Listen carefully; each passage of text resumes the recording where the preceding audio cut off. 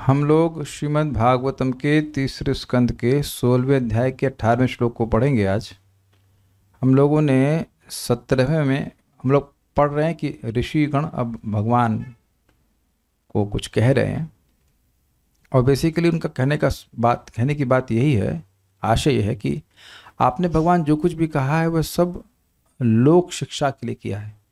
ब्रह्मण्यस्य परम दैवम ब्राह्मणा किल ते प्रभो विप्राणाम देवदेवानाम भगवान आत्मदैवतम।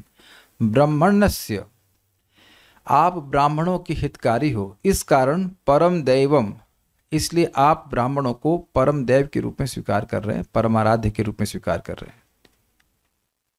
ब्राह्मणा किल ते प्रभु, हे प्रभु क्या ब्राह्मण गण आपके देवता हैं? ना, ऐसा नहीं, तो आप लोक शिक्षार्थ के लिए कर रहे हैं।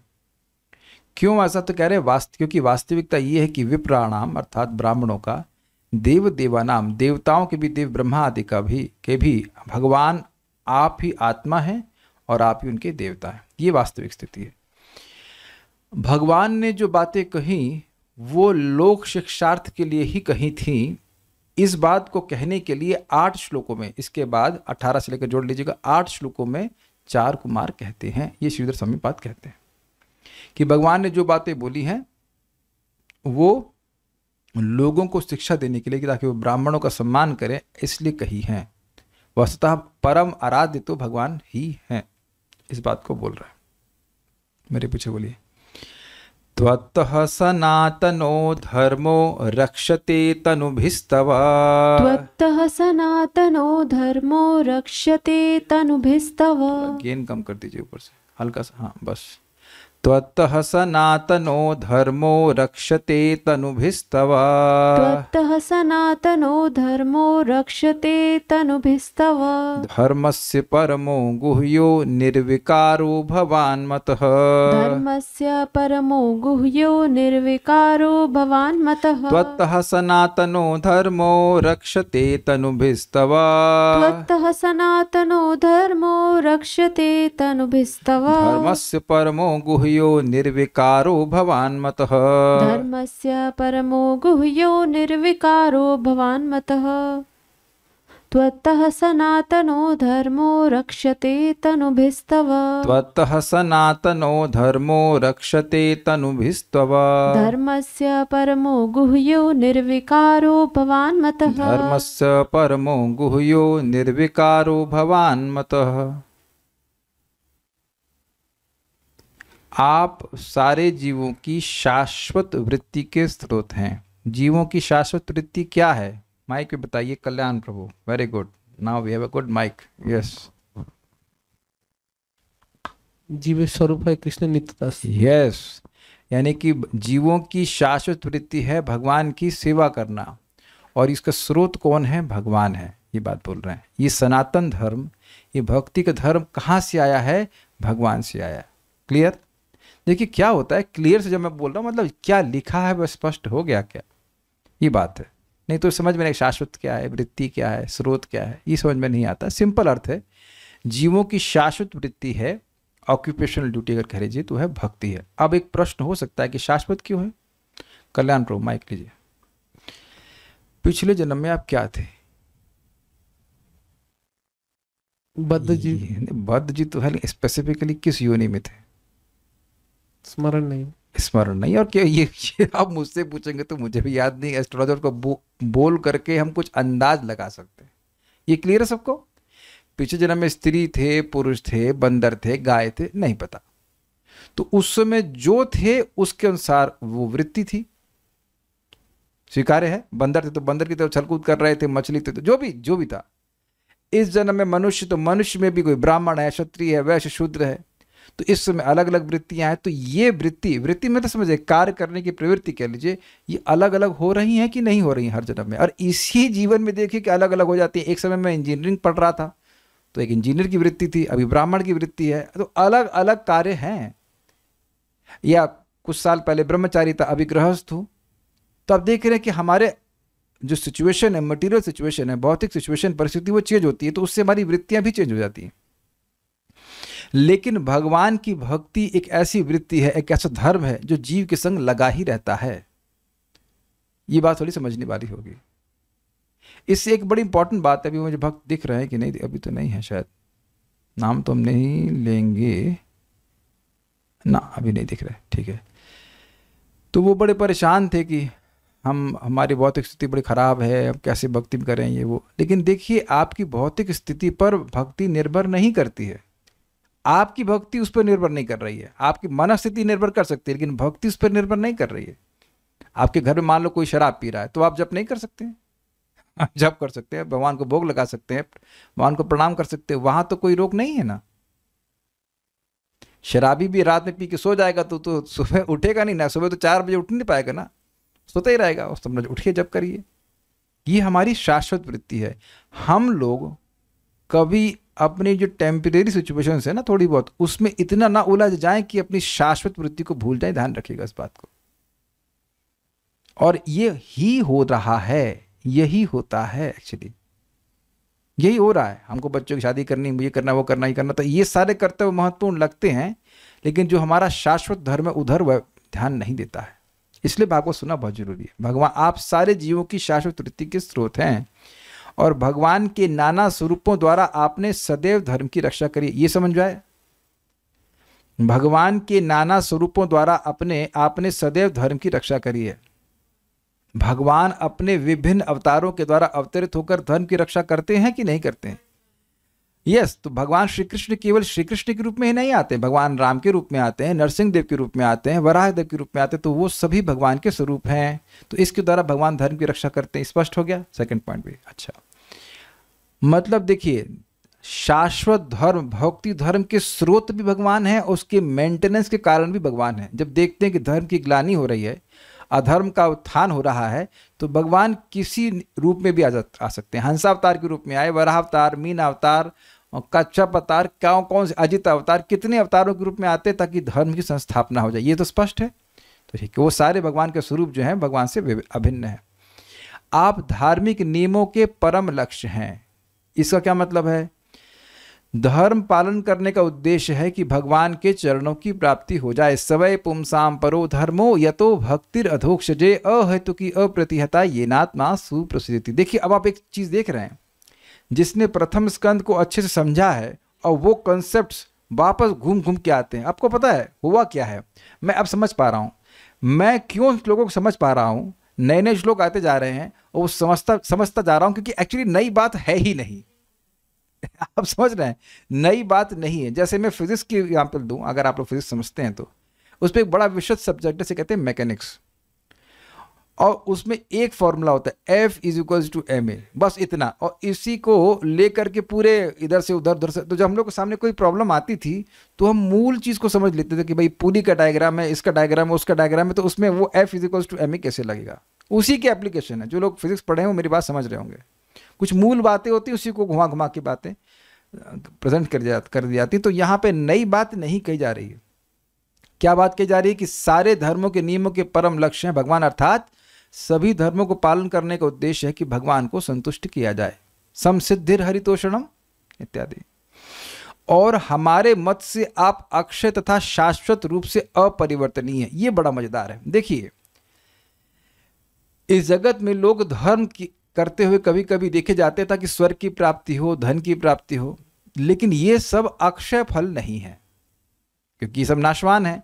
लेकिन जब धर्म का संपादन भगवान की प्राप्ति के लिए किया जाता है, और जब भगवान की प्राप्ति होती है या उनकी भक्ति की प्राप्ति होती है, तो क्या वह फल परिवर्तनशील है? क्या भगवान परिवर्तनशील है? नहीं। क्या भगवान विकारी है? उनमें कोई विकारत नहीं। तो यही बात कह रहे हैं कि आप ऐसे फल हैं जो कभी सड़ता नहीं, कभी नष्ट नहीं होता, उसमें कोई परिवर्तन नहीं आता, एक रस फल है। तो आप कहेंगे कि इससे हमें क्या फायदा हो रहा है? आप बताओ क्या फायदा हो रहा है? किसी को समझ में आ रहा है ये सुन करके आपको क्या फायदा हो रहा है? माइक आपके पास ऑन कीजिए, समझाइए। ये सब सुनने क्या जरूरत है? जब कोई नीड हमको फायदा नहीं हो रहा तो सुनने क्या हम? हाँ बोलिए। प्रभु जी, भगवान की भक्ति करने से शाश्वत सुख प्राप्त होगा। भगवान की भक्ति, पहले हमने क्या क्या चीज सीखी? भगवान की भक्ति ही करनी चाहिए। दूसरा, भक्ति का लक्ष्य भगवान होने चाहिए, और भगवान विकारी नहीं है, वो नष्ट ना होने वाले फल है। वही गुण हमें भी प्राप्त होगा भगवान की तो कृपा बेसिकली से। आप समझ गए ना कि सच्चिदानंद स्वरूप यस भगवान की सेवा असीमित यस सुख। यस यस, तो ये सब बातें हमें भागवतम शिक्षा दे रही है। ओके, आज एक भक्त पूछ रहे थे कि क्या हमको प्रभु जी अनर्थ निवृत्ति करने के लिए भक्ति करनी चाहिए? Well, you can say like that, it's not wrong कि अपने हृदय को शुद्ध करने के लिए हमें भक्ति करनी चाहिए, लेकिन वास्तविक उद्देश्य भगवान को संतुष्ट करने के लिए भक्ति करनी चाहिए। अगर आप हृदय को भी शुद्ध करना चाहते हैं तो उसका उद्देश्य क्या है, बताइए कल्याण प्रभु। अगर मैं अपने हृदय को शुद्ध करना चाहता हूं तो उसका उद्देश्य क्या होना चाहिए?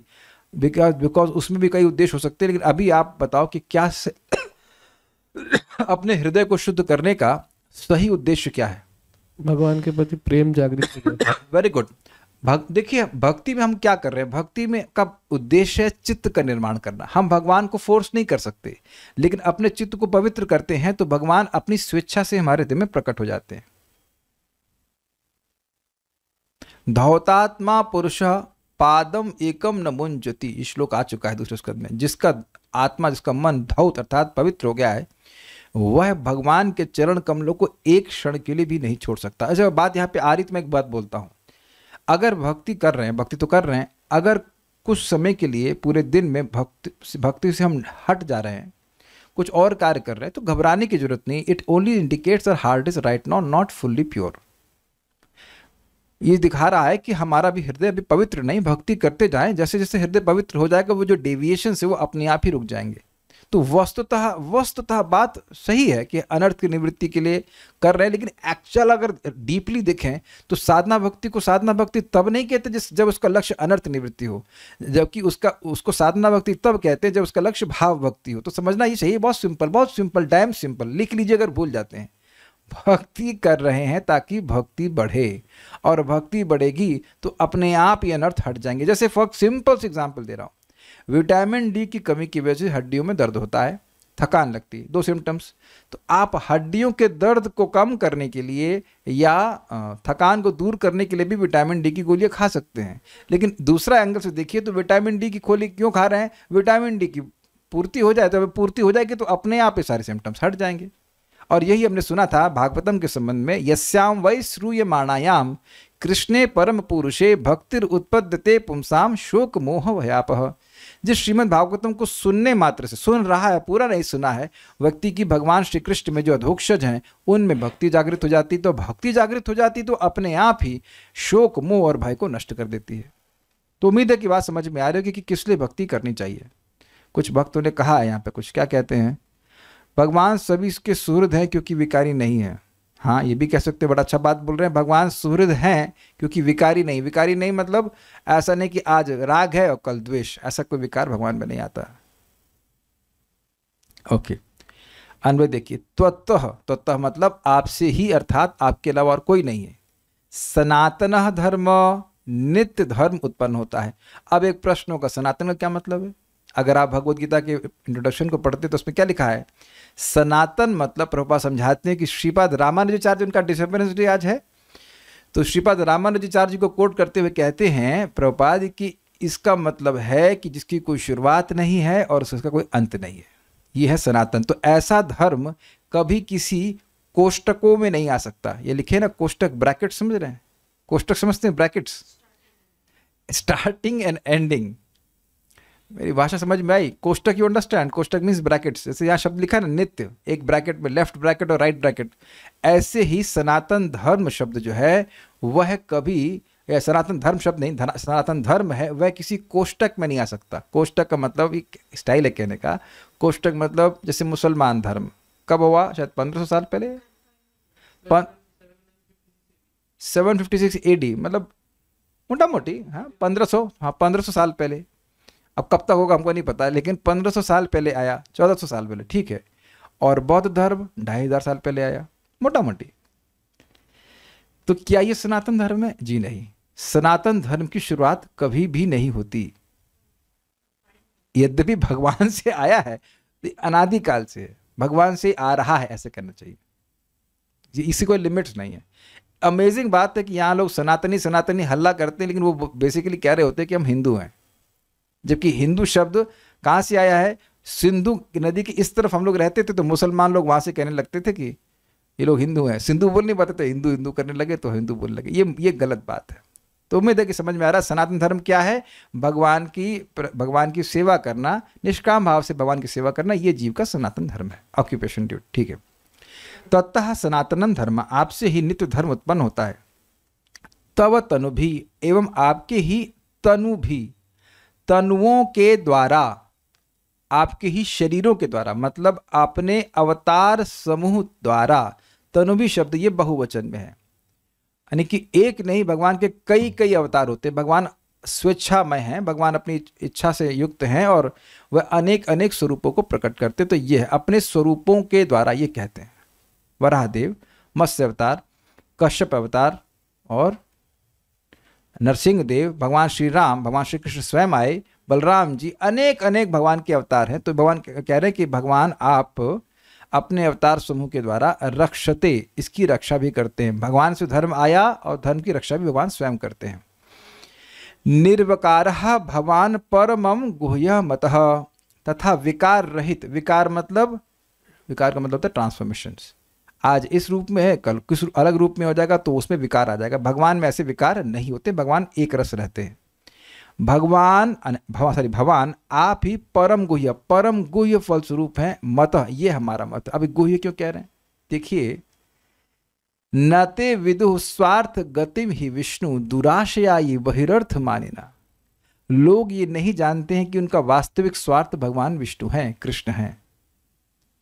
कितने लोग यहाँ पे कह सकते हैं कि भक्ति में आने से पहले इस बात को आप जानते थे? तो एक भी व्यक्ति हाथ नहीं खड़ा कर सकता, नहीं कर सकता। जीवन का लक्ष्य क्या दिखाई पड़ता है? ये नौकरी कर लेंगे, या यहाँ सफल हो जाएंगे, ऐसे हो जाएगा, वैसे हो जाएगा, इस देवता की पूजा कर लेंगे। यहाँ तक इस देवता के लोक की प्राप्ति करना है, यह भी आजकल कोई लक्ष्य नहीं है। कोई अगर शिव जी की पूजा भी यहाँ पे किया हो भक्ति में आने से पहले, तो कोई शिवलोक की प्राप्ति करना चाहता था? Please raise hands if you are doing that, done that Dzire.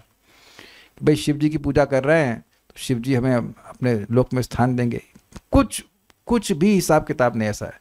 इस जगत में ही कुछ सफलता प्राप्त करने के उद्देश्य लोगों के रहते हैं। क्लियर है? तो परमः गुह्य भगवान विष्णु है या भगवान श्री कृष्ण हैं। पहली बात तो ये समझना चाहिए। दूसरी बात गुह्य कि हैं कि नहीं है। कुछ लोग तो यहीं अटक जाते हैं। फिर भगवान की सेवा असीमित सुख देने वाली है, यह बात भी गुह्य ही रहती है लोगों के लिए, हम सभी लोगों के लिए। यहां तक कि 4 कुमारों के लिए भी थी, तभी तो वह ब्रह्म सुख में पड़े हुए थे। तो उनके पिताजी बताए कि देखिए, भगवान की सेवा तुम्हारे ब्रह्मानंद से करोड़ों गुना अधिक सुख देने वाली है। तो भगवान के चरण जब ब्रह्मानंदियों के लिए गुह्य हो गए, जो कि आध्यात्मवादी हैं, तो भौतिकतावादी लोगों के लिए गुह्य हुए कि नहीं हुए? आप में से कितने लोगों को घर में विरोध का सामना करना पड़ रहा है कि आप भक्ति कर रहे हैं? और ये लोग तो कह रहे हैं सब सपोर्ट कर रहे हैं। 1 2 बाकी लोग, मदन मोहन तो खैर घर के प्रभु तो घर के मालिक हैं, तो उधर कोई दिक्कत नहीं है, उनका राज स्थापित हो गया है। दीक्षा माता जी के घर में, अरे आप तो ब्राह्मण है, ये कैसा चल रहा है? पांडे जी के यहाँ पे भी, आई सब जगह का। शारी शुक्ला माता जी के यहाँ चिल एवरीवन, राज्य स्थापित कर लिया, सब लोग डिवोटी हो गए हैं। तो अब आप विचार करें कि ये क्यों हो रहा है। कल्याण प्रभु बताइए, अब तो आपके पास माइक है, आज तुम्हारे पास खुश तो बहुत होगा तुम, आज माइक है तुम्हारे पास, हाँ बोलिए। क्यों कर रहे हैं? And be empathetic, not critical. मैं एम्पैथेटिक समझते हैं, एम्पैथी समझते हैं, एम्पैथी। क्रिटिकल उत्तर नहीं चाहिए हमको। काहे पिताजी आपके ऑब्जेक्शन करते हैं भक्ति करने से? बोलिए। क्योंकि वो मनुष्य जीवन के जो सर्वोच्च लक्ष्य है भगवान की प्राप्ति करना, ये जानना नहीं चाहते हैं। ना वो समझ नहीं आ रहा है उनको। जैसे देखिए, मान लीजिए, चलिए आप एक बिजनेस कर रहे होते, फॉर एग्जाम्पल, ना करे भगवान करे, तो क्या उन्हें कोई ऑब्जेक्शन होता? नहीं। क्यों नहीं होता? क्योंकि उनके हिसाब से पैसे की नीड है होता, और फिर वो और उनको समझ में आता कि आप कल्याण कर रहे हैं, अपना नाम चरितार्थ कर रहे हैं, अपना कल्याण कर रहे हैं और सुख देगा। सो ट्राई टू अंडरस्टैंड, उनकी जो थॉट है वो गलत नहीं है। मेरा बेटा ऐसा कुछ कार्य करे जिससे आगे वो सुखी हो जाए, ये एक पिता की सामान्य इच्छा होती है, इसमें कोई गलती नहीं है, इसीलिए मैंने कहा एम्पैथेटिक हो जाइए। लेकिन कठिनाई क्या है कि वह ये समझ नहीं पा रहे। ये गुह्य बात है भाई, गुह्य बात है। उनकी बुद्धि ऐसी नहीं पवित्र हुई अभी कि वो समझ पाए कि भाई भगवान की भक्ति करके इस बच्चे का कल्याण होगा, ये नहीं समझ पा रहे। Try to be empathetic about it. नहीं तो हमारे मन में निंदा की भावना है, ये तो खराब, नहीं नहीं, वो अब हृदय दूषित है तो समझ ही नहीं पा रहे, तो क्या करेंगे। इधर देखिए क्या बोलते हैं, यहाँ क्या बोलते हैं, मेरा तो आप जानते हैं। हाँ ठीक है, क्योंकि वे समझते हैं कि that we are living in fantasies. हाँ, वो सोचते हैं कि इतने गोह्य बात है कि उन्हें समझ ही नहीं आती क्या कर रहे हैं लोग दिन भर, Hare Krishna Hare Krishna Hare Krishna Hare. They think we are wasting our time by doing bhakti. Yes, बोले तुमको इसलिए इतना पढ़ा के बड़ा किया ताकि राम राम करो। Very good. सुख के क्राइटेरिया तो उनके अपने ही हैं, इवन मटेरियली।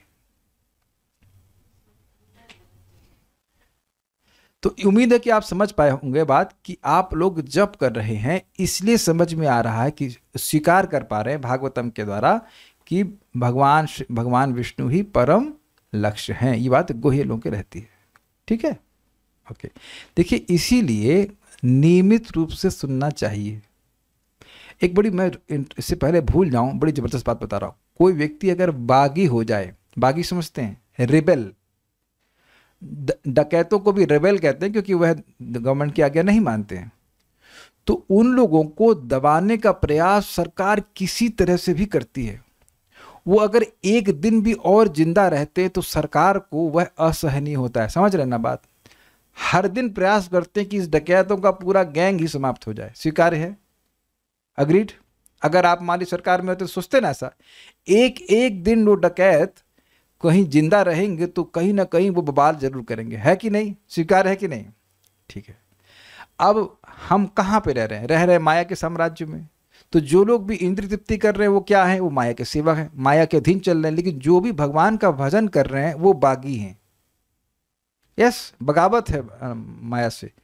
तो माया देवी का ये प्रयास रहता है कि ये एक दिन और जीवित ना रहे, क्योंकि अगर ये एक दिन और जीवित रहेगा तो बवाल करेगा ही, किसी न किसी को भगवान की भक्ति में लगा देगा, वो भी रेबलिया हो जाएगा और कठिनाई हो जाएगी। इसलिए वो प्रयास करती रहती है हम लोग को निरुत्साहित करने के लिए, हम लोग को भगवान से उधर खींचने के लिए दूसरी तरफ। लेकिन श्रीमद् भागवतम ये इतना प्रबल साधन है कि शाम को हम लोग अगर रोज नियमित रूप से भागवतम श्रवण कीर्तन करें तो आप अपनी बगावत को और प्रज्वलित होता हुआ महसूस करेंगे। हम माया की बात नहीं मानेंगे, we will not succumb to maya. और प्लस अमेजिंग बात है कि इस हम बागियों को भगवान श्री कृष्ण का अनुमोदन भी प्राप्त है, उनका आशीर्वाद भी मिलता है। उन लोगों को तो कुछ नहीं मिलता है, लेकिन एक बात समझने वाली है, very very tough fight which is going on.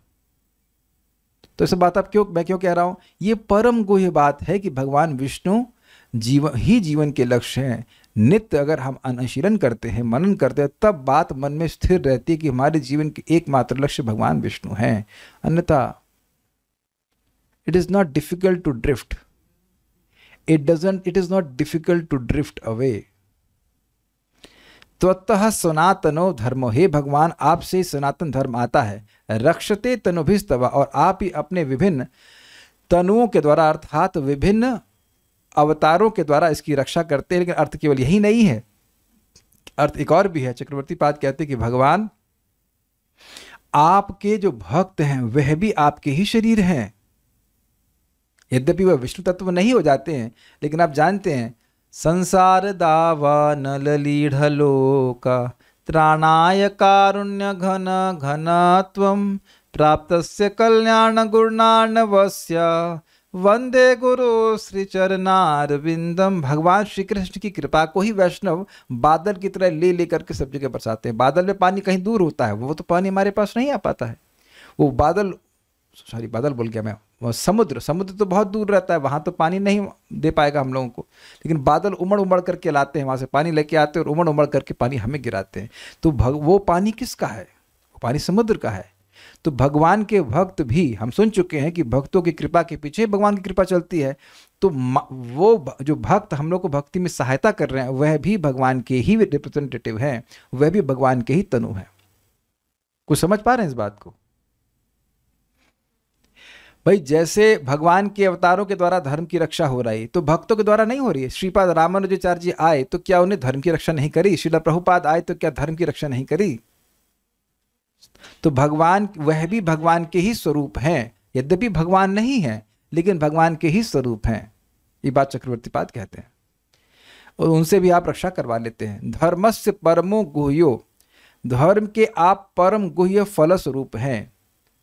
भगवान मतलब आप, और कैसे स्वरूप है? निर्विकार, न सड़ने वाला फल, जिस फल में कोई परिवर्तन नहीं आता। मत हो, ऐसा हमारा मत है, ऐसा हम समझ रहे हैं।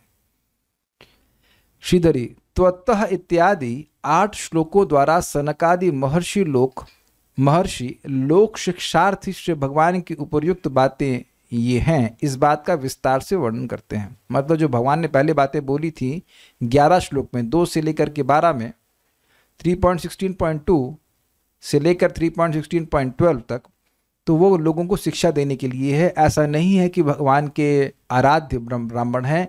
ये सब बातें समझाने के लिए विस्तार से चार कुमार कह रहे हैं। सनातन धर्म आपसे ही उत्पन्न होता है, क्यों होता है? एक प्रश्न ये भी बन जाएगा। कल्याण प्रभु, इंद्रदेव सनातन धर्म के उपास्य क्यों नहीं हो सकते? क्योंकि वो सकाम भक्त है ना।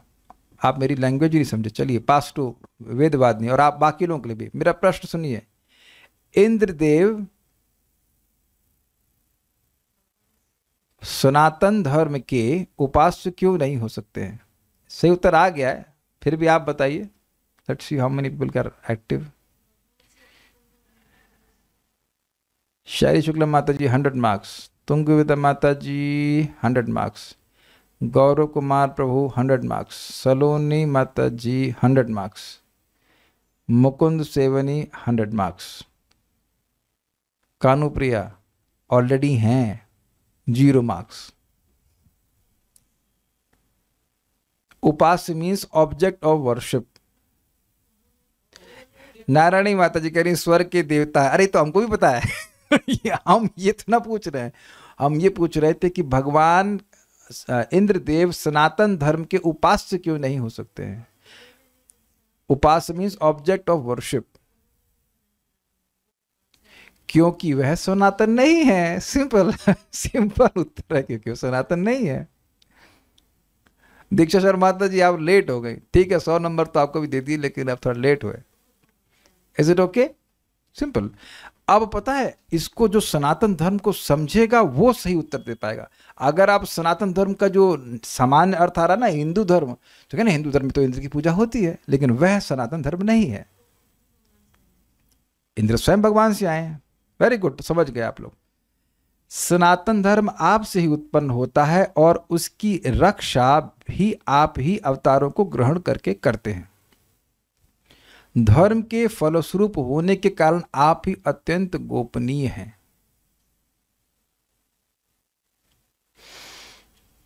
एक बड़ी सुंदर और बड़ी रहस्यमय बात आ रही है। क्या आप यह स्वीकार करेंगे कि धर्म का फल रहस्यमय ही होता है?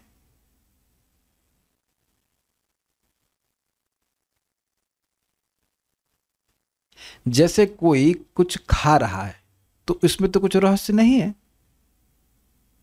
लेकिन प्रसाद ग्रहण कर रहा है तो यह तो दिख रहा है कि रोटी खा रहा है, लेकिन क्या वो उसको आप देख रहे हो कि इसमें ये महान पुण्य ग्रहण कर रहा है? मजा आ गया, बात तो जबरदस्त है। कुछ दिखा आपको? कुछ दिखा इस लाइन में? धर्म के फलस्वरूप होने के कारण, धर्म का संपादन करने के बाद व्यक्ति को भगवान की प्राप्ति होती है। धर्म से मतलब भगवान की भक्ति कह रहा हूं। लेकिन आप देखिए कि धर्म जब किया जा रहा है, मान लीजिए कोई व्यक्ति गाय को भोजन करा रहा है, तो व्यक्ति सोचेगा इस एक पशु को भोजन क्यों करा रहा है? तो आप देखेंगे कि जो उसके बेनिफिट्स हैं वो हिडन है। ये कैच किया आप लोगों ने? जितना लोग, अब देखिए बात ये है कि अगर आप धर्म का संपादन करते हैं तो हृदय पवित्र होता है और आप उसका अनुभव स्वयं करते हैं। मान लीजिए आप सुबह उठे और नाम जप करना शुरू किया, तो अब सामने वाला व्यक्ति जो नाम जप को नहीं जानता है उसके लिए एकदम गोपनीय है ना कि आप कर क्या रहे हो, उससे क्या लाभ होगा।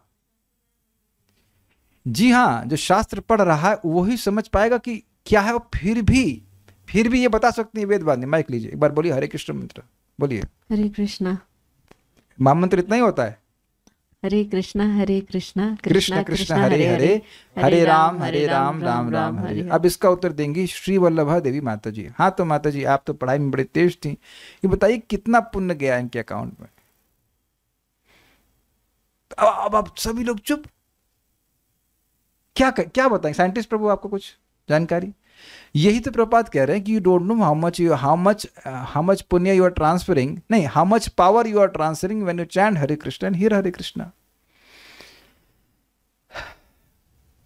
कुछ समझ में आ रहा है? तो और अब किसी को भगवान का प्रेम मिल गया, भक्ति मिल गई, तो उसको तो भगवान को देख रहा है, लेकिन अन्य लोग तो कुछ नहीं समझ पा रहे हैं। तो ये बड़ा सुंदर बात है, ये बड़ी सुंदर शिक्षा है कि हम अगर शास्त्र नियमित रूप से श्रवण करते रहते हैं ऑन अ रेगुलर बेसिस, तो कुछ हमें अंदाज लगता रहता है कि हाँ धर्म का ये लाभ होगा। पूरा तो हम भी नहीं समझ पा रहे हैं, हम लोग नहीं समझ पा रहे हैं, लेकिन कम से कम धर्म के पथ पे टिके रहते हैं। नहीं तो व्यक्ति दान करने से पहले अरे इतनी मेहनत से कमाया हूं, दान करूंगा, मैं दान कर दूंगा। लेकिन वो समझना चाहिए कि ये इससे बहुत बड़ा आशीर्वाद व्यक्ति को मिलता है। आप डिटेल पढ़ सकते हैं, 2:3-17 आयुर्हरति वाले श्लोक में बताया गया था। तो यहां पे कह रहे हैं कि धर्म के फल स्वरूप होने के कारण आप ही अत्यंत गोपनीय हैं। मतलब धर्म का स्वरूप तो वैसे भी गोपनीय होता है, यहां तक कि एक सामान्य व्यक्ति जो शास्त्र नहीं जान रहा है उसके लिए तो स्वर्ग भी गोपनीय है कि नहीं? बल्कि मुझे याद आ रहा है, हमारे एक रिश्तेदार हैं, वो पैसे वैसे लगाते हैं कहीं, इसमें क्या कहते हैं शेयर्स वगैरह में लगाते हैं। बहुत साल पहले की बात, I don't know how many 20 years पहले, लेकिन वो बात मुझे याद है। तो कह रहे थे कि मेरा मित्र, मतलब उनका मित्र, कहीं पैसा लगाता है खूब पैसा आने लगता है, और मैं बहुत दिमाग लगाता हूँ नहीं आता है। तो आप समझ रहे हैं उस व्यक्ति ने पहले कभी दान किया होगा, इस कारण से वो घूम करके पैसा आ रहा है। वो माध्यम कुछ भी हो लेकिन आ रहा है उसके पास। पूर्वकृतम दानम पूर्वकृतम ऐसे करके अग्रे धावती धावती, जो पहले दान किया है, जो शिक्षा पहले दी है, ज्ञान दिया है, वो आगे आगे इस जीवन में दौड़ता रहता है। तो ये बात यहाँ बोल रहे हैं कि धर्म का तो उन व्यक्ति के लिए ये बात गोपनीय ही थी कि दोनों लोग एक ही एफर्ट मार रहे हैं, तो सामने वाले को पैसा अधिक क्यों मिल रहा है। समझ में आ गया? तो धर्म का फल एक्चुअली गोपनीय ही होता है, लोग नहीं समझ पाते हैं। अगर कुछ समझते हैं तो शास्त्र के द्वारा समझते हैं, शास्त्र लोग पढ़ते नहीं है। तो भगवान जो है वो धर्म का फलस्वरूप होने के कारण गोपनीय है, गोह्य है। जिस तरह धर्म के फलस्वरूप स्वर्ग आदि विकृत होते रहते हैं, किंतु आप तो निर्विकार हैं, समझे? तो कोई ये ना सोचे कि धर्म के फलस्वरूप तो स्वर्ग आदि होती है तो भगवान भी वैसे होंगे, तो कहते नहीं, आप धर्म के फल हैं लेकिन निर्विकार स्वरूप हैं, आप नष्ट नहीं होने वाले हैं। अतएव आप उन सबों से भिन्न ही हैं। इस प्रकार से आप जो हैं, आपकी उपयुक्त सारी बातें लोक शिक्षार्थी हैं। मतलब जो भी आपने कहा है कि आप लोगों की सेवा से मैं महान हो जाता हूं, तो ऐसे कैसे हो जाएगा? आप तो हमेशा से इसी तरह महान हो। भगवान तो हमेशा से महान है, तभी तो निर्विकार कहे जाएंगे। जो व्यक्ति आज महान नहीं है और कल महान हुआ, तो वह निर्विकार हुआ कि विकारी हुआ? जो व्यक्ति आज महान नहीं है और आगे महान हो जाएगा, तो विकारी हुआ कि नहीं? वेदवाणी माइक पे बोलिए। आप श्लोक अच्छा बोल रही थी, तो पैदा होते ही बोल रही थी नहीं। समझ गए ना आप? परम पूज्य राधानाथ महाराज एक बार बोल रहे थे, it is difficult to imagine that Gaurang Prabhu at one point of time was not able to speak. मतलब बच्चे जब थे तो कोई भी नहीं बोल पाता है। गौरांग प्रभु कितना सुंदर प्रवचन करते हैं, बहुत अच्छे भक्त हैं, लेकिन कोई व्यक्ति बच्चे के रूप में आता है ना। बच्चा पैदा होते तो हरे कृष्ण नहीं बोलने लगता, या पैदा होते ही संस्कृत बोलने लग जाए, ऐसा तो नहीं होता है। तो सभी लोग कुछ तपस्या करके, अपनी इंद्रियों को सीमित करके, जो भी करके महान बनते हैं। तो यहाँ तो विकारी हो गए, लेकिन भगवान तो हमेशा से ही महान है। तो इसलिए आपका यह कहना कि ब्राह्मणों की सेवा करके मैं महान हो गया, ये तो लोगों की शिक्षा के लिए, क्योंकि वास्तविक बात यह है कि ब्राह्मणों की, गुरु की, वैष्णवों की सेवा करके ये सत्य बात है कि व्यक्ति महान बनता है, इसमें कोई संदेह नहीं है। लेकिन भगवान को ऐसा करने की जरूरत नहीं है, क्योंकि फिर तो विकारी हो जाएंगे। ऐसा समझ में आ गया ना बात? भाई जिसकी सृष्टि आप कर रहे हो, उसकी सेवा करके आप महान कैसे बन जाओगे? उससे तो पहले ही बड़े हो गए ना आप। ठीक है, सारार्थ दर्शनी ये मैं रिपीट कर रहा हूं कि भगवान को महान बनने के किसी के लिए किसी की सेवा करने की जरूरत नहीं है, लेकिन जो सिद्धांत भगवान ने बताया था, गायों की सेवा करना, ब्राह्मणों की सेवा करना, इससे हमारा जरूर कल्याण होता है, हमारी शिक्षा के लिए बहुत जरूरी है। सारार्थ दर्शनी, धर्म का अनुष्ठान करने से ही सभी लोग पूजनीय होते हैं। ये बहुत अच्छा है, बहुत अच्छा है। और अगर आप भक्ति वाला धर्म करते हैं तो कल्पना नहीं कर सकते कि कितने पूजनीय हो जाएंगे। वेपन्ते दुरितानि मोह महिमा सम्मोहमालम्बते, वेतन्ते दुरितानि मोह महिमा सम्मोहम आलम्बते, सातंका नखरंजनीं कलयति श्रीचित्रगुप्त कृति, सानंदम मधुपर समृति विधौ वेधा करोते उद्यमम्, वक्तुं नाम्नि तवेश्वराभिलषिते ब्रूमः किमन्यत् परम्। तो कह रहे हैं कि जो व्यक्ति भगवान का नाम बोलने की इच्छा मात्र करता है, उसके सारे पाप दुरित हम कांपने लगते हैं, भगने लगते हैं वहां से। और जो मोह है वह भी सम्मोह को आलंबन करने लगता है, आश्रय ले लेता है, वो घबरा जाता है। चित्रगुप्त अपने रेजर ब्लेड से उस व्यक्ति से बहुत डर जाते हैं और उसके सारे अकाउंट को डिलीट करना शुरू करते हैं जो भी उसने पाप कभी किया रहा होगा। और ब्रह्मा जी उसके लिए वेलकम ड्रिंक, मतलब जूस वूस बनाने की तैयारी करते हैं, क्योंकि बहुत जल्दी वो जानते हैं कि ये हमारे धाम, हमारे लोक से होता हुआ भगवान के धाम जाएगा। कौन? जो भगवान का नाम बोलने की इच्छा करता है। हरे कृष्णा कृष्णा कृष्णा हरे हरे, हरे राम राम राम हरे हरे। तो ये मैंने क्यों बोला बताइए, सब श्लोक क्यों बोला? धर्म का अनुष्ठान करने से ही सभी लोग पूजनीय होते हैं, और ये सर्वश्रेष्ठ धर्म है कि भगवान का नाम बोला जाए, इसी से व्यक्ति पूजनीय होता है। वह धर्म वास्तव में आपकी भक्ति के लक्षण से युक्त है, अर्थात भगवान में भक्ति करना ही धर्म है, लेकिन यह वर्णाश्रम निष्ठता धर्म नहीं है। ये क्या बात बोल गए? भक्ति लक्षण से युक्त है मतलब उसमें भक्ति का चिन्ह होना चाहिए। अगर मैं हरे कृष्ण मंत्र जप रहा हूं तो क्या आप लोग लक्षित कर लेंगे कि मैं भक्ति कर रहा हूं? अगर मैं प्रसाद ग्रहण कर रहा हूं और आप लोग को पता है, चलिए आप ही ने दिया भगवान का प्रसाद और मैं प्रसाद खा रहा हूं, तो आप ये मान जाएंगे कि मैं भक्ति कर रहा हूं? अगर मैं कल्याण प्रभु को प्रसाद देता हूं और आप प्रसाद खा रहे हैं तो मैं क्या मानूंगा? आप भक्ति कर रहे हैं।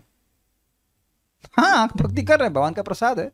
भगवान को प्रणाम कर रहे हैं तो प्रसाद माना जाएगा कि भक्ति कर रहा हूं।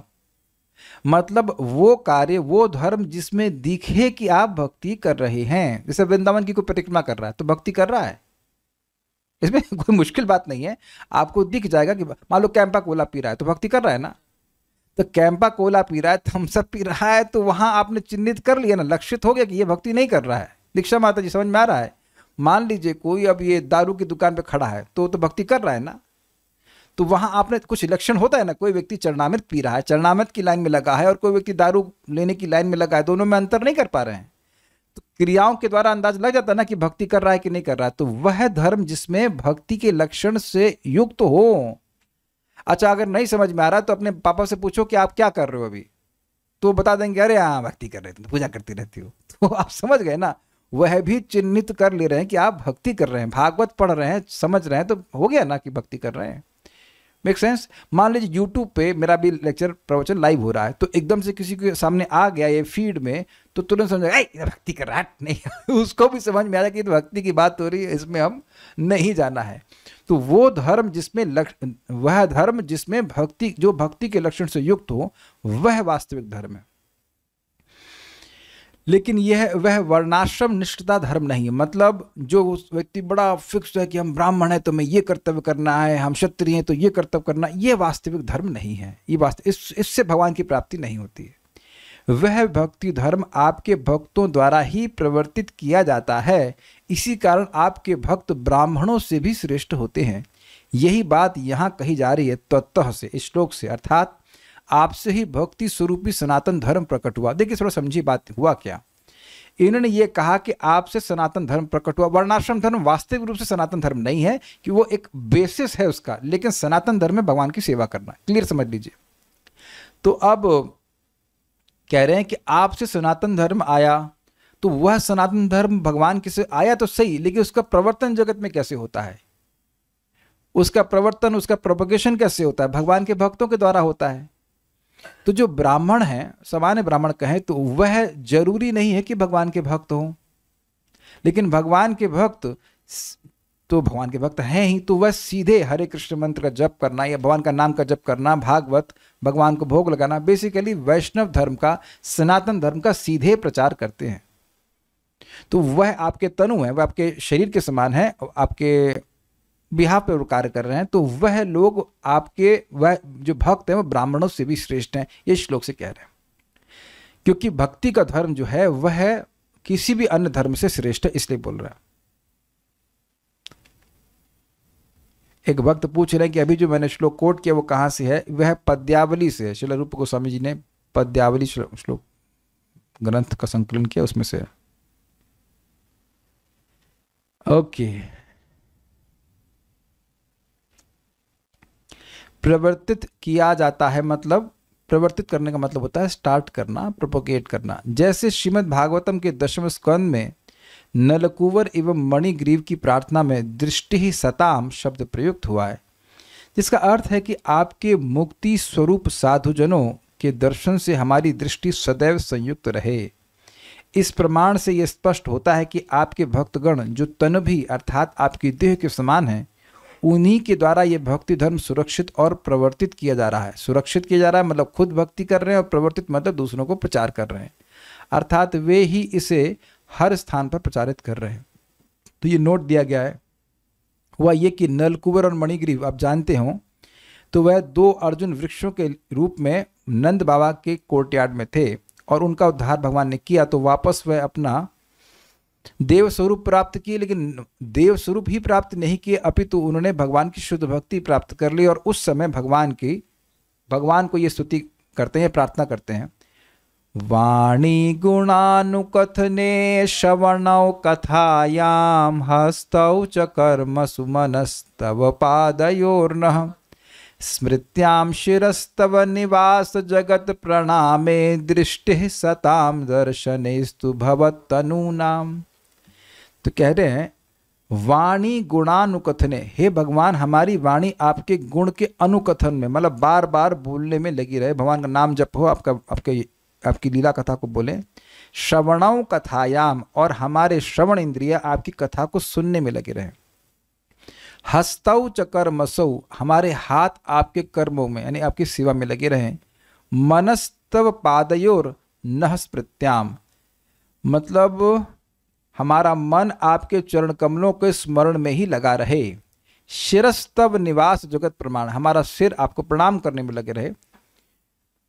दृष्टि सताम दर्शनेस्तु भवत तनु नाम, भवत तनु नाम मतलब जो आपके ही तनु हैं, आपके ही शरीर हैं, ऐसे सताम अर्थात भक्तों को देखने में हमारी दृष्टि लगी रहे। तो इस श्लोक यानी कि 10.10.38 के द्वारा सत्यापित हुआ कि भगवान के भक्त भगवान के ही शरीर हैं। इसीलिए भगवान के भक्तों पर कोई प्रहार करता है, उनका अपराध करता है, तो वो भगवान पर ही प्रहार करने जैसा है। जैसे हम सुन भी चुके हैं कि भगवान के भक्तों को प्रसाद खिलाने से भगवान अधिक संतुष्ट होते हैं, उनके मुख से वह खाते हैं। ये सब बातें समझ में आ गई। तो स्थापित किया जा रहा है बात को कि जो तनुभि शब्द यहाँ श्लोक में आया है वह सूचित कर रहा है कि यह न सिर्फ भगवान के अवतारों को इंगित कर रहा है, अपितु भगवान के भक्तों को भी इंगित कर रहा है, क्योंकि भगवान के भक्तों के द्वारा भगवान ज्यादा धर्म की संस्थापना करते हैं, जैसे कि श्रीपाद रामानुजाचार्य, श्रीपाद मध्वाचार्य, समझ रहे ना बात, और अनेक अनेक भक्त, श्रील प्रभुपाद जी, ये सब भगवान के ही स्वरूप में, इस अर्थ में कि भगवान से अभिन्न है, इन द सेंस कि ये भगवान की शक्ति को प्राप्त किए हुए और भगवान के कार्य को ही कर रहे हैं। जैसे सिंपल सी बात है कि जब भारत में अंग्रेजों का शासन था, वायसरॉय वायसरॉय आते थे, कौन आते थे ना, तो वायसरॉय आते थे, वो राजा नहीं होते थे, लेकिन लंदन तो शहर हुआ, ब्रिटेन के रानी या राजा के वो प्रतिनिधि स्वरूप होते थे, तो उनको राजा ही जैसा माना जाता था। I hope I am giving the example properly, ठीक है। तो यहाँ कह रहे हैं अब से हमारे सभी शब्द आपकी लीलाओं का वर्णन करें, हमारे कान आपकी महिमा का श्रवण करें, हमारे हाथ पांव तथा अन्य इंद्रियां आपको प्रसन्न करने के कार्य में लगें तथा हमारे मन सदैव आपके चरण कमलों का चिंतन करें। हमारे सिर इस संसार की हर वस्तु को नमस्कार करें, क्योंकि सारी वस्तुएं आपकी ही विभिन्न रूप हैं और हमारी आंखें आपसे अभिन्न वैष्णव के रूपों का दर्शन करें। क्लियर? हमको तो ये आश्चर्य होता है कि जब हम लोग जूम पे जप करते हैं, कुछ लोग अपना फोन उठा के ऐसे रख देते साइड में, एज इफ कि भक्तों का दर्शन जो है वो डिस्ट्रैक्शन है। हम तो कई बार डांट देते हैं, हम तो बहुत बार क्या हमेशा ही वीडियो ऑफ कर देते हैं। अब यहां लिखा हुआ है कि भक्तों का दर्शन जो है वह तो पवित्र करने वाला है, तो कोई विरोध?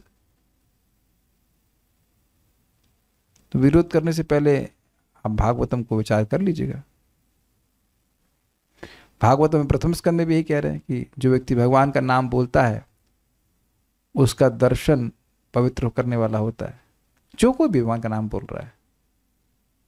That's very interesting. स सम्यक दर्शनः पुमान्। Then why you came? For what purpose? Is it not?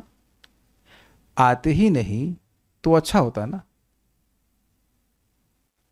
मंदिर में भी आप जाते हैं, इस्कॉन मंदिर में जाते हैं, बड़ी अच्छी बात है, और एक भी भक्त ना हो मंगल आरती में, तो कितने लोग जाना चाहेंगे? नीरज प्रभु आप इसको वृंदावन आइए, और इस्कॉन वृंदावन ऐसा कभी होगा नहीं, लेकिन आप आए और आप अकेले भक्त हो सुबह, तब दोबारा आने के लिए कितना प्रेरित होंगे? तो मैं एक प्रश्न कर ही दूं कि क्या केवल भगवान आपको प्रेरित कर रहे हैं इस्कॉन वृंदावन आने के लिए? What is the answer? क्या केवल भगवान प्रेरित कर रहे हैं आपको? कोई कीर्तन नहीं, कोई मृदंग बजाने वाला नहीं, कुछ नहीं, केवल वो जो पुजारी हैं वो आरती कर रहे हैं। भक्त बहुत बड़ा कारण है, बहुत बड़ा कारण है। Anyways, think about it.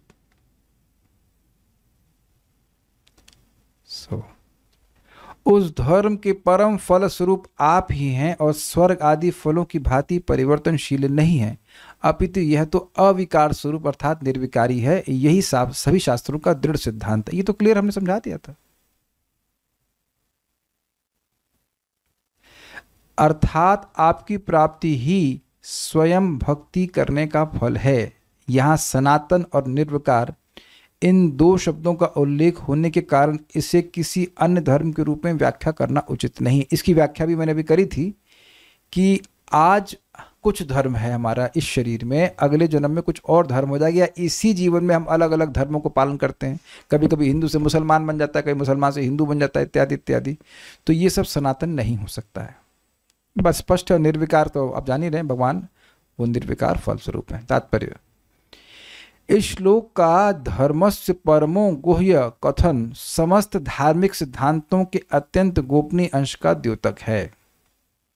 इसकी पुष्टि भगवद गीता में हुई है। अर्जुन को दिए गए उपदेश में भगवान कृष्ण का निष्कर्ष है, अन्य सारे धार्मिक कार्य त्याग दो और केवल मेरी शरण में आओ। ये नहीं कह रहे हैं अधर्म त्याग दो, कह रहे हैं धर्म त्याग दो, अधर्म मैं छुड़वा दूंगा। धार्मिक सिद्धांतों को संपन्न करने में यह सर्वाधिक गुह्य ज्ञान है। क्या गुह्य ज्ञान? सारे धर्मों को छोड़कर भगवान की भक्ति करना। सर्वधर्मान परित्यज्य। भगवद गीता में यह भी कहा गया है कि कोई व्यक्ति अपने नियमित धार्मिक कर्तव्यों को दृढ़तापूर्वक संपन्न करके यदि कोई कृष्ण भावना भावित नहीं बनता है तो तथाकथित धार्मिक सिद्धांतों का पालन करने में उसका सारा श्रम समय का अपव्यय मात्र है। एक्चुअली भगवत गीता में तो नहीं कहा गया है, बोला गया है भागवत में। Is it not? धर्मः स्वनिष्ठतः पुंसाम विश्वक्सेन कथासु यः नोत्पाद्येद यदि रतिम श्रम एव हि केवलम। धर्म को खूब अच्छे से कर रहा है, लेकिन भगवान की कथा में उसकी रुचि जागृत नहीं हो रही है, तो वह केवल श्रम कर रहा है। इससे आप स्पष्ट समझ लें कि अगर आपके घर में थोड़ा बहुत जो पूजा पाठ करते भी हैं, लेकिन अगर उन्हें कथा में कोई रुचि नहीं है, दैट मीन्स वेस्ट हो रहा है समय। यहाँ मुनिगण इस कथन की भी पुष्टि करते हैं कि देवता नहीं अपितु परमेश्वर ही सारे धार्मिक सिद्धांतों के चरम लक्ष्य हैं। ये भी क्लियर है। ऐसे अनेक मूर्ख विज्ञापन करता हैं जो ये कहते हैं कि देवताओं की पूजा भी परम लक्ष्य तक पहुंचने की विधि है, किंतु श्रीमद् भागवत तथा भगवत गीता के प्रामाणिक कथनों से इसे स्वीकार नहीं किया जा सकता। मतलब वो कहते हैं कि जैसे सारी नदियां समुद्र में जाती हैं उसी प्रकार से किसी की पूजा करो तो वो भगवान के पास चली जाती है। तो प्रश्न ये है कि भाई आप सीधे भगवान की पूजा क्यों नहीं करते हो? भगवान ने बिल्कुल स्पष्ट कहा है, भगवान कहते हैं इस बात को कि येप्यन्य देवता भक्ता यजन्ति श्रद्धयान्विता तेपि मावेव कौन्तेय यजन्ति विधि पूर्वकम। जो अन्य देवताओं की पूजा करते हैं यद्यपि वह मेरी ही पूजा करते हैं लेकिन वह पूजा अविधि पूर्वक होती है। तो कल्याण प्रभु बताएंगे अविधि का क्या मतलब है? जब भगवान कह रहे हैं कि मेरी ही पूजा करते हैं, अगर देवताओं की पूजा कर रहे हैं तो मेरी ही पूजा करते हैं, जब बोल दिए मेरी ही पूजा करते तो फिर गलती क्या है इसमें? इनडायरेक्ट है वो तो ठीक है, अविधि है तो क्या दिक्कत है, क्या गलती है इसमें? सब सोच रहे हैं कि हम गीता पढ़ा दी तो बस अब भूल जाओ गीता को, है ना? नहीं, बार बार आएगी। तुंग विद्या माता जी इज वेरी क्लोज। इस तरह बेनिफिट मिलना चाहिए, जिस तरह बेनिफिट मिलना चाहिए वो नहीं मिलता। Very close but not hitting directly. इसलिए अविधि पूर्वक कह रहे हैं क्योंकि लेट्स सी आंसर्स, लाभ नहीं मिलेगा। नहीं, कुछ तो लाभ मिलता है, मोक्ष नहीं मिलेगा। वहां स्पष्ट लिखा है कि व्यक्ति अगर इस प्रकार से पूजा करेगा तो कुछ उसको भौतिक लाभ मिल सकता है लेकिन मोक्ष यानी जगत से मुक्ति नहीं मिलती है। और इस श्लोक के 18वें का जो 19वां देखिएगा कि तुरंत मृत्यु से मुक्ति मिलती है भगवान की भक्ति करता है। हम लोग ये भगवान की बात पढ़ रहे हैं, बोल रहे हैं, उसी को करने मात्र से मृत्यु से छूट जाते हैं, तो बाकी तो बात छोड़िए। तो अविधि का मतलब है कि देवताओं की पूजा कर रहा है वह भी भगवान की पूजा है इनडायरेक्टली, लेकिन उसको डायरेक्ट पूजा का जो लाभ है मृत्यु के पार चले जाना वह लाभ नहीं मिलेगा, इसलिए अविधि कह रहे हैं। ठीक है, श्लोक नंबर बताइए। क्या मैं वो क्या है चैट जीपीटी हूं? ढूंढ लेना अपने आप। ये पेन्य देवता भक्ता 9 पॉइंट में है, 9वें अध्याय में है।